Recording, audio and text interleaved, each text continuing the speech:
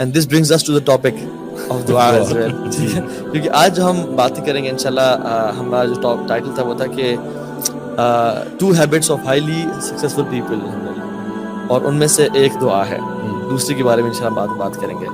سو question کسی آپ تینوں میں سے کبھی آپ کو ایسا میریکولس سین آپ کی لائف میں ہوا کہ جب آپ نے کوئی دعا کی اور وہ پوری ہو گئی, حالانکہ سچویشنز بالکل ایسی نہیں کہہ رہی تھی, situations were the opposite, you lost hope, لیکن still you made دعا consistently and then it happened? Yes, many times it does happen.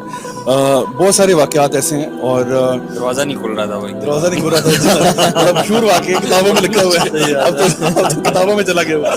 اصل میں میں پہلے وہ آپ کی بات کو ریپ اپ کرتے ہوئے جو ایک تیسری چیز مجھے ذہن میں آ رہی تھی کہ جو لوگ جو ایک فائدہ ہوتا ہے نا ان کو کفار کو, وہ یہ ہوتا ہے کہ وہ یہ دکھاتے ہیں کہ دیکھو جب لوگ پروٹیسٹ کرتے ہیں وہ کہتے ہیں دیکھو یہ پاگل ہیں, دیکھو سارے پاگل ہیں, مسلمان ایسے ہوتے ہیں.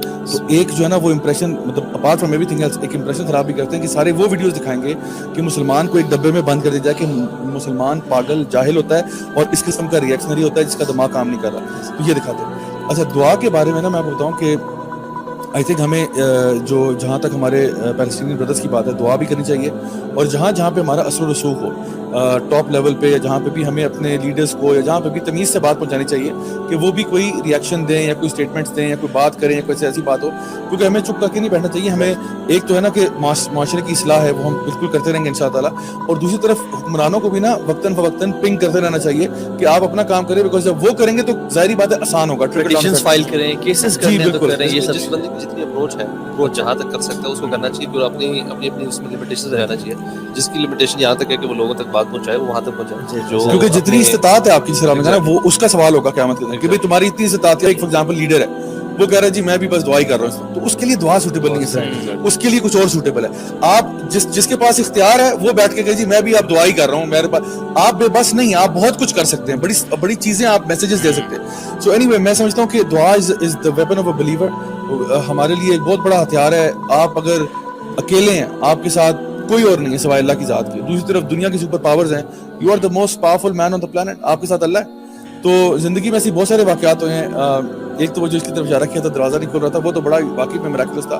لیکن میں دیکھتا ہوں کہ الحمدللہ میں جب بھی کوئی چیز میں نے سوچی بھی ہوتی ہے نا, میں آپ کو بتاؤں اللہ تعالیٰ الحمدللہ وہ سوچی بھی پوری کر دیتا ہے. میرے ساتھ تو اس طرح کے معاملات بھی ہوتے ہیں کہ میں نے یقین کریں دل میں کوئی ارادہ کیا ہوتا ہے, کوئی چیز سوچی ہوتی ہے اور اللہ تعالیٰ پوری کر دیتا ہے, لیکن اس کے پیچھے میں سمجھتا ہوں کہ آپ کی سنسیئرٹی بہت ضروری ہے. You have to be extremely sincere and you have to trust Allah's plans.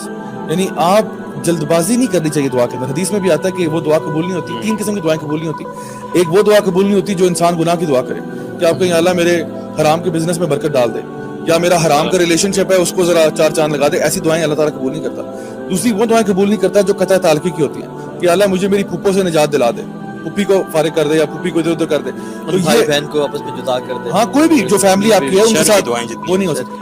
اور تیسری چیز یہ کہ جب انسان جلد بازی میں دعا کرتا ہے کہ کہتا ہے کہ دعا مانگتے ہی اچھا جی ابھی دیکھو نا 11:35 ہو گئے ابھی تک دعا کیوں نہیں پوری ہو رہی, تو اکثر لوگ جو ہے نا وہ ہائپر ہو جاتے ہیں بہت زیادہ. تو دعا مانگیں اور اللہ پہ توکل کریں, پہ چاہے 1000 دفعہ دعا مانگے تو بار بار آپ کو نظر آئے گا کہ الحمدللہ اللہ تعالیٰ رسپونڈ کرتا ہے. اگر نہ بھی کرے تو انشاءاللہ ٹینشن نہیں ہے. اللہ تعالیٰ کو انسان کی نیچر کا پتہ ہے, اس لیے حدیث میں ذکر بھی آتا ہے کہ جو دعا ایسے مانگی جاتی ہے نا کہ جو جلد بازی مانگی جاتی ہے وہ قبول نہیں ہوتی. حدیث میں اس طرح بلکہ اس کے اپوزٹ فرمایا کہ ادعوا اللہ وانتم موقنون بالاجابہ, اللہ سے دعا اس طرح مانگو کہ تمہیں یقین ہو کہ دعا لازمی قبول ہوگی.